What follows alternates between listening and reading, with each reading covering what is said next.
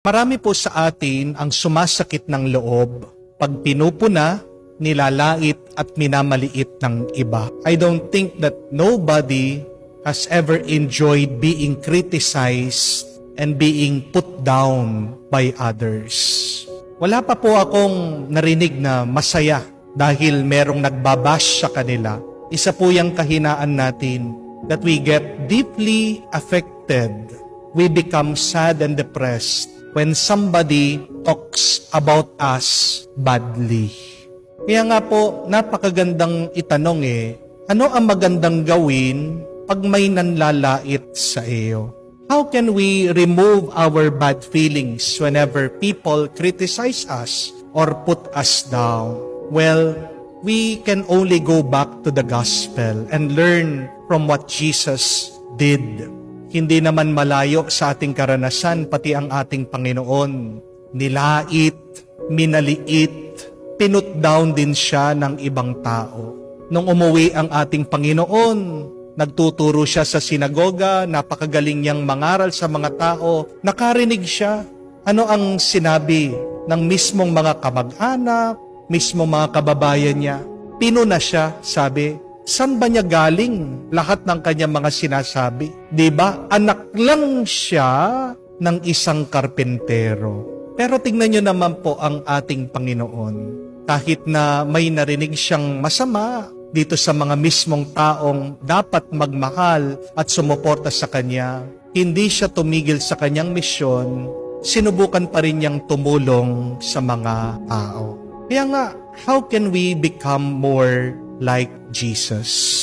The first thing is we should learn to ignore other people's opinion. Ang kasabihan nga, kung gusto mo daw mawala yung paglalait sa iyo, paninira sa iyo, kung ayaw mong makarinig ng masama tungkol sa iyo, ano kailangan mong gawin? You must say nothing, you must do nothing, you must be nothing. Yun yung sikreto. Ayaw mo bang sinisiraan ka, chinichismis ka? Ang magandang gawin, edi wala kang gawin. Habang merong kang ginagawa, merong mamumuna sa iyo. Regardless what you are doing, whether it is good or bad, as long as we are doing something, people will say something because people are always looking at other people. Tandaan niyo po ito. It is not our business to know what other people's opinion about us. We should mind our own business. Kung gusto mong maging payapa, kailangan matuto ka na huwag kang makialam, huwag kang makinig sa kung anong iniisip ng ibang tao tungkol sa iyo. Bigyan mo ng oras at panahon yung sarili mo lang. Focus on what you are doing. And I tell you, you will be peaceful. You will be happy. You will be joyful. Kasi hanggat na pinapakinggan mo yung sinasabi ng iba, pinapasok mo sa isip mo, pinapasok mo sa puso mo, hindi mo maiiwasan na magdamdam ka. Hindi mo maiiwasan na masaktan ka. Pero matuto tayo sa ating Panginoon. Learn to ignore other people's opinion about you. Pangalawa, we should continue doing what is good. We must repay good with evil. Kung meron silang binigay na masama sa iyo, huwag mong ibabalik yung kasamaan na tinanggap mo. Ibalik mo sa mabuting paraan.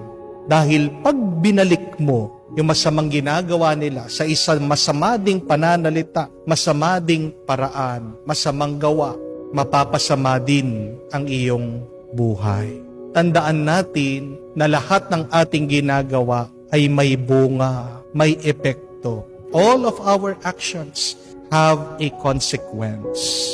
At kung ano ang iyong ginawa, kung ano ang iyong tinanim, ika nga, yan ang iyong aanihin.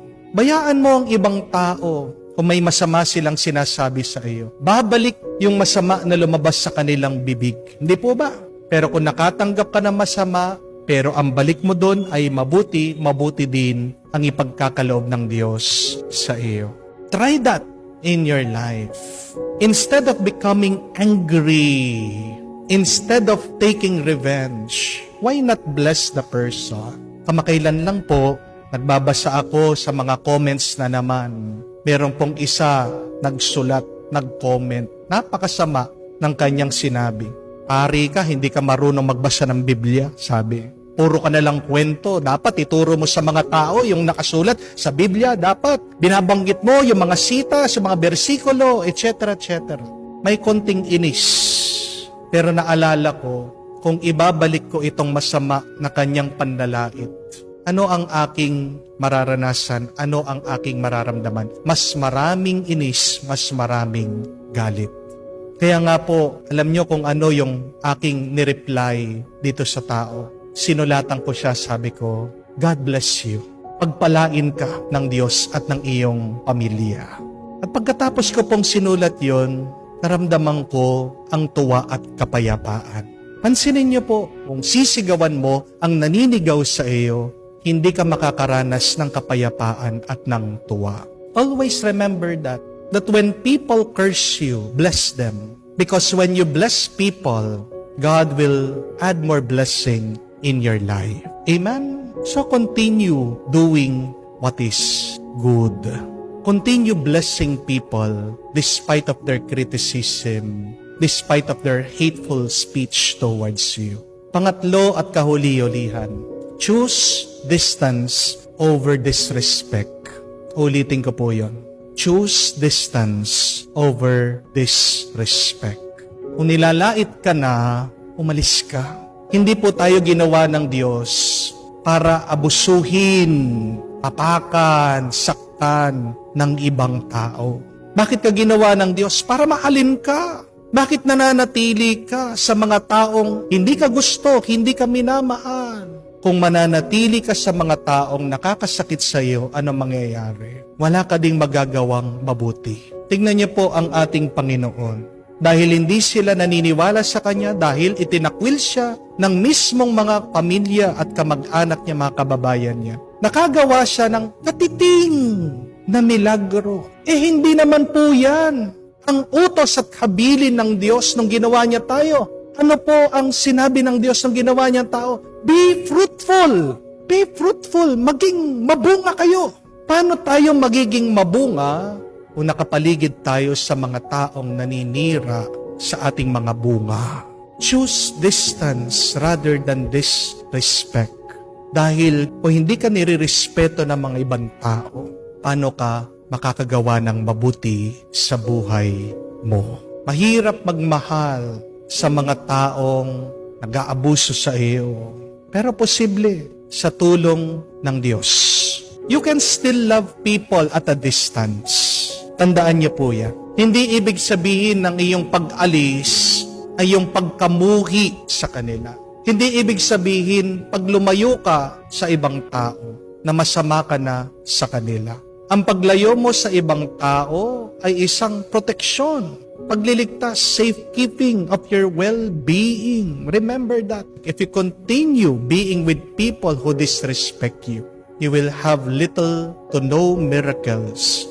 You can never produce good, miraculous fruits that you can show to God, that you can show to these people. Sayang ang kabutihan na may papakita mo kung ito lang ay tinatapak-tapakan at nilalait ng ibang tao. Mahal na mahal tayo ng Panginoon. Hindi natin maaalis sa ating buhay ang mga taong maninira sa atin, manlalait sa atin, makakasakit sa atin. Pero pag dumating man sa punto ng ating buhay na tayo ay napapaligiran ng ganito mga klaseng tao, tandaan natin, maging kamukha ng ating Panginoon. Matuto ka, nahayaan mo lang sila. Please ignore them. But secondly, continue doing what is good. Do not repay evil for evil. But thirdly, choose distance than disrespect. Pagdasal mo sila. Pagdasal mo ang mga taong nakakasakit sa iyo. Pagdasal mo ang mga taong ayaw sa iyo. At tandaan mo ito, darating ang araw, itataas ka din ng Diyos. Iaangat ka din ng Diyos. sa harapan ng mga taong nagbababa sa iyo. That is our hope.